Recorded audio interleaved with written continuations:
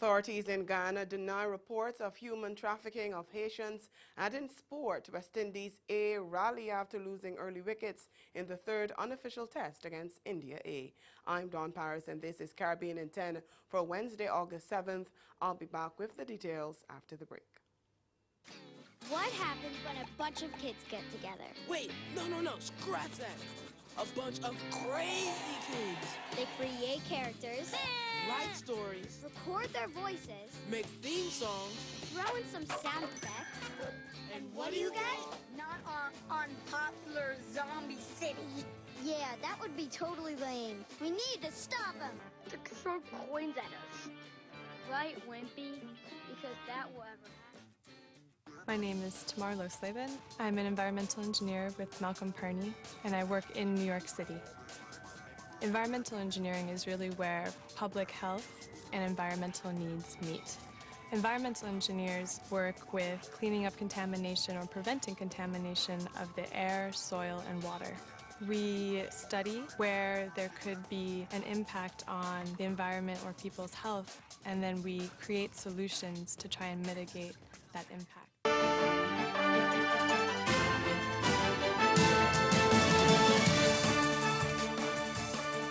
The Ghana government is dismissing claims that Haitian nationals are being smuggled through the country or are victims of human trafficking. Records from the Department of Citizenship show that in 2018, there were 1,238 Haitians arriving in the country with only 85 departures. It's believed that the Haitians are coming to Guyana to make their journey across to Suriname and then to French Guiana, which has a large Haitian population. Minister of Citizenship Winston Felix questioned why concerns have only been raised about the Haitians when there are other nationalities who have been arriving in much larger numbers. Minister of Citizenship Winston Felix has condemned the reports as inaccurate and deceptive. He believes the situation borders on xenophobia. In an interview provided by the press office of the Ministry of the Presidency, Minister Felix said the only sinister agenda afoot is the one aimed at Haitians arriving in Guyana. The police, who were on trafficking in persons since 2014, have never encountered a female Haitian as a victim of trafficking in persons.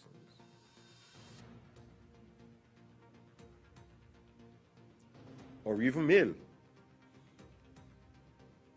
And similarly, they have not charged any Haitian with any offense, any of the offenses related to trafficking in persons. Days after opposition leader Barra Jagdeo raised concern about the number of Haitians coming to Guyana, reports surfaced in some sections of the media claiming that the Haitians were being smuggled. Minister Felix reminded that up until 2017, Haitians needed visas to travel to most CARICOM states. But all of that changed at the CARICOM level and opened the doors across the region for visa-free travel for Haitian nationals as part of the CARICOM Free Movement agenda.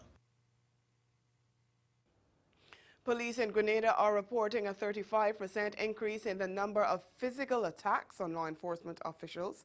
Acting Police Commissioner Edwin Martin says there have been 54 cases of assault on officers so far this year, compared to 40 for the same period last year.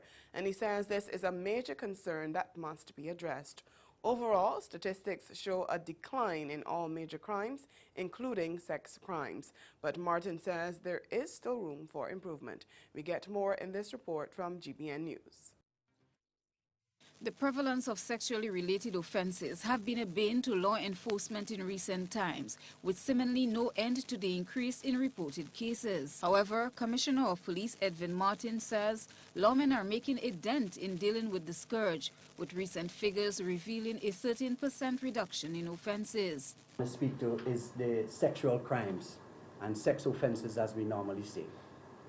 This category has the largest reduction of reported crimes for the period, moving from 227 in 2018 to 197 as of June 30th, 2019, a 13% reduction or contraction.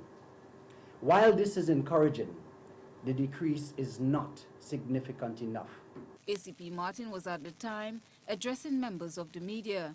The police head credited this achievement to increased advocacy, destigmatization, and increased efforts on the part of lawmen and stakeholder collaboration.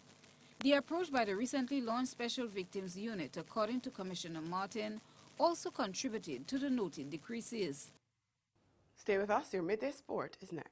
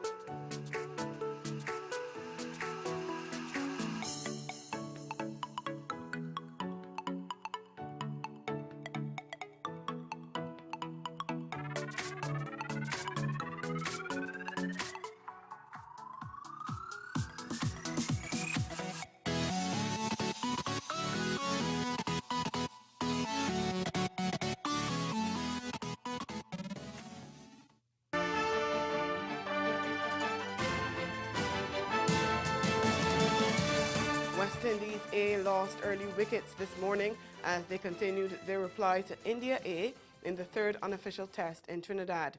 But a partnership by Jeremy Solozano and Sunil Ambris rallied the side past the 100 mark. The home side began their innings late yesterday after dismissing the visitors for 201 at the Brian Lara Stadium in Taruba on the first day, taking the visitors' last 5 wickets for just 12 runs in the space of 41 balls.